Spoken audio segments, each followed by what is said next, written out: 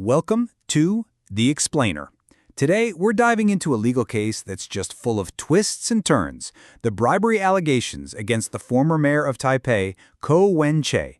And let me tell you, this story is built on some pretty remarkable claims that really make you question what evidence even means. Okay, let's just jump right in, because this question, it's not some philosophical game.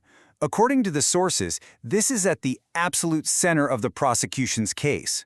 A literal smile is being presented as a key piece of evidence in a massive political drama. And yeah, this isn't just a thought experiment. We're talking about a real-world legal battle where a very prominent political figure's freedom is on the line. The outcome here could send some serious shockwaves. So let's break down the arguments just as they're presented in the source material. So how in the world did we get here? Well, to get a handle on this, you first have to understand the prosecution's side of the story. And according to the sources, it all boils down to two main pieces of evidence. And as you're about to see, they're pretty unique. Here's the theory from the prosecution's side, as reported in the sources. They allege that Ko Wen-che took a bribe, and in exchange, he greenlit a really favorable zoning change for the core Pacific City building. You might know it as Jinghua-cheng, which would have massively increased its value. And the proof for this?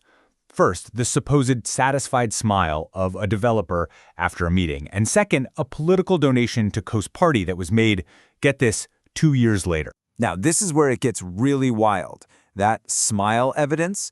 This quote is from the prosecution's key witness, Chu Ya-he.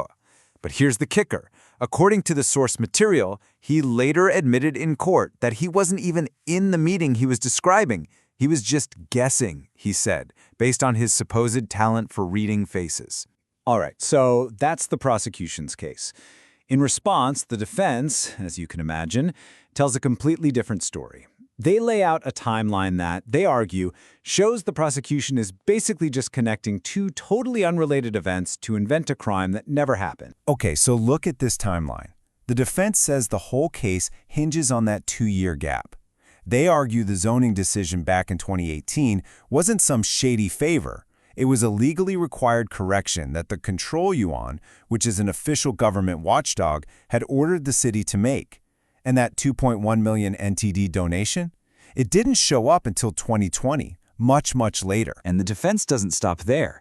They add some really powerful details to this. They point out that even the prosecution's own key witness, Chu Ya-he, reportedly said in court that restoring the zoning was just the right thing to do. On top of that, they brought up evidence that Ko Wen-che had actually refused gifts from this same group before, including a pretty valuable painting. And this quote really drives their point home. This is from a text message that Ko Wen-che allegedly sent to that same witness, Chu Ya-he, when he was being offered financial help. The defense uses this to argue, look, there's a clear pattern here of rejecting these kinds of offers and insisting that everything be done by the book. Now, let's move into the courtroom itself, because this is where the sources claim the whole case for the prosecution started to come apart at the seams, right there during cross-examination. So, to really get what happened next, we need a quick primer on something called a leading question.